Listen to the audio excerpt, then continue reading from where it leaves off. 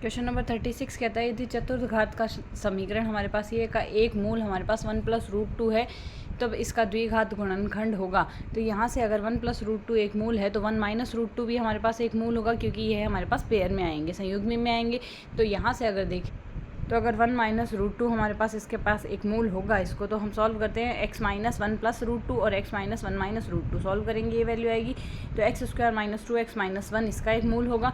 तो यहाँ से हम ऑप्शन 4 हमारे पास यहाँ से इसका एक करेक्ट आंसर हो जाएगा। नेक्स्ट क्वेश्चन कहता है x + y = +-1 और x - y = +-1 से परिबद्ध क्षेत्र तब double integration r x² + y² dx dy की वैल्यू हमारे पास यहाँ से क्या होगी। तो अगर इसको सॉल्व x + y = 1 और x - y = 1 और y - x - y, यहाँ से हमने चारों लाइंस प्लॉट कर ली। यहाँ से अगर पहले देखें तो हमें प्रथम चतुर्थांश में लेनी है वैल्यू, तो यहाँ से ये क्षेत्र ही लेना होगा। इसमें हमारे पास x का मान 0 से 1 है और 1 0 से 1 - x है।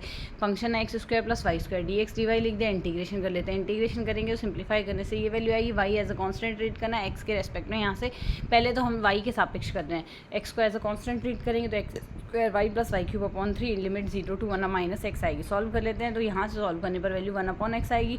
तो टोटल वैल्यू हमारे पास यहाँ से क्या आ जाएगी। पहले प्रथम चतुर्थांश में हमने निकाल लिया। अगर चारों में ही देखें, पूरे क्षेत्र में अगर निकालना है 4 से गुणा कर देंगे, 4/6 यानी 2/3 आ गई वैल्यू। 2/3 आया है हमारे पास परिबद्ध क्षेत्र में, एक तरीके से क्षेत्रफल है। तो यहाँ से 2/3 या -2/3 हम देख लेंगे, हमारा सेकंड ऑप्शन करेक्ट होगा। नेक्स्ट क्वेश्चन कहता है हमारे पास y = एक्सपोनेंशियल x वक्रता त्रिज्या उस बिंदु पर जहाँ y x को काटता है वक्रता त्रिज्या ज्ञात करनी। तो वक्रता त्रिज्या का हमारे पास सूत्र ρ = 1 + y'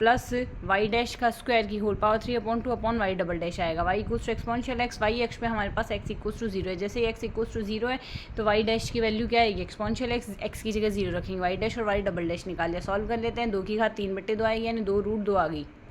2√2 से हमारा ऑप्शन 3 इसके लिए करेक्ट आंसर हो जाएगा।